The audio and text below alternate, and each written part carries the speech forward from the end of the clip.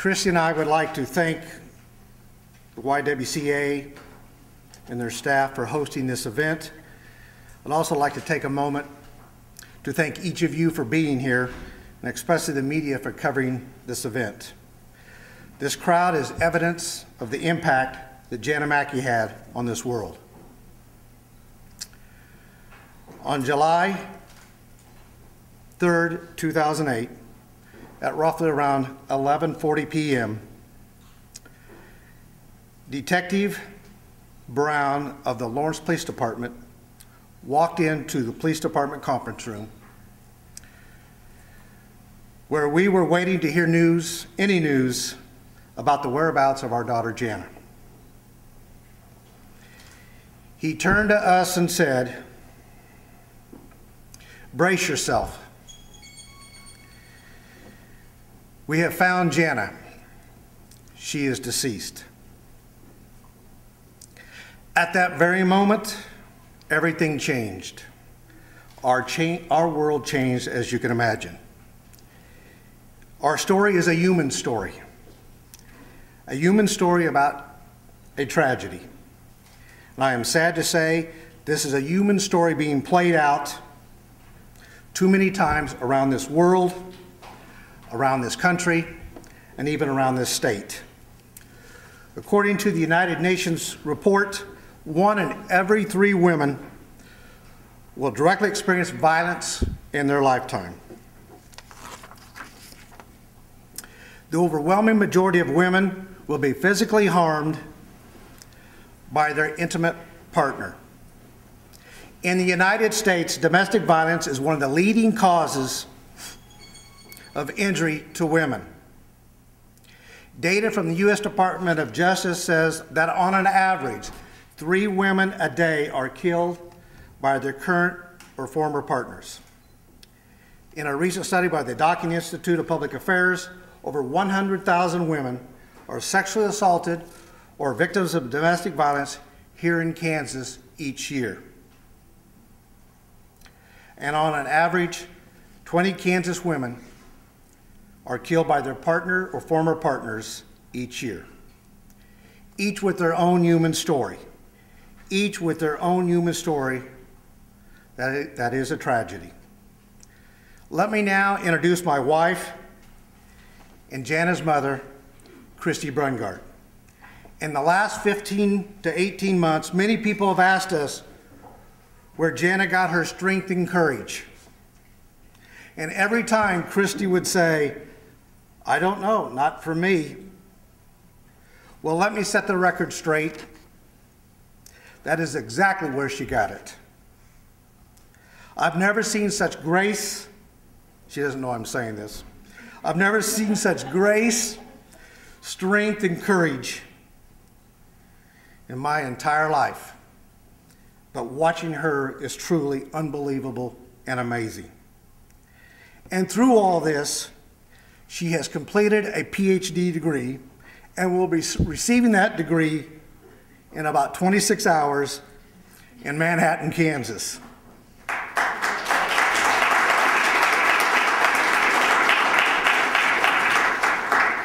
I am proud to introduce Dr. Christy Brungart.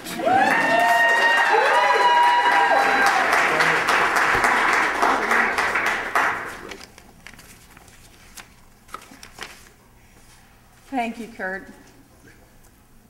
I can guarantee you that anyone who is grieving the loss of not just her daughter, but also her best friend, certainly has their grace, strength, and courage tested. I know that many of you knew Jana. However, for those of you who did not, I would like to tell you a little bit about her, much like any proud mother would. In 2000, Jana graduated from Hayes High School and went to KU on a vocal scholarship. By the end of her sophomore year there, she found her true passion and graduated with a degree in women's studies. Throughout her undergraduate year, she actively participated in the KU Commission on the Status of Women. In 2004, her senior year at KU, she organized the 7-bus delegation of Kansas men and women who went to Washington, D.C. and marched for women's lives.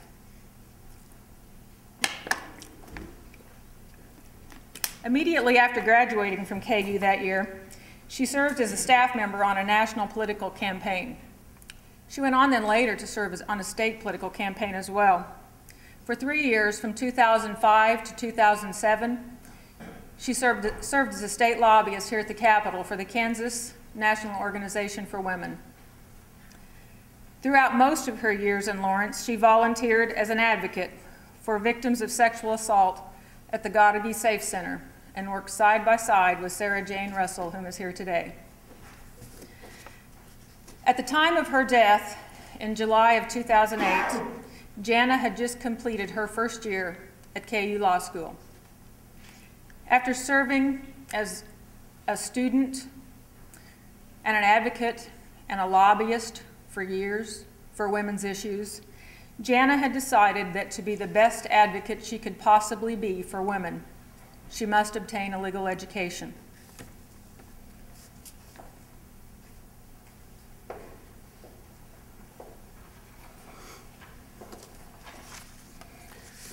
Let me take a moment and read part of the speech I gave at Jana's funeral on July 9th. Some of you were in that room that day, or should I say that hall, Liberty Hall on Mass Street. I said, why? Why would God take her away? Why at the age of 25? She had so much work to do. Why? She had just started making a difference. Why? What is the meaning of her death? What meaning do we take from her death? Maybe, just maybe, their answer is that through her death, she can touch many more lives. And that's why we're here today. It is our hope, the family's hope, that her life and her death are motivation for all of us to take up her torch. That her single torch is now being passed to all of us. One torch is being passed, and I said that day, 500 torches.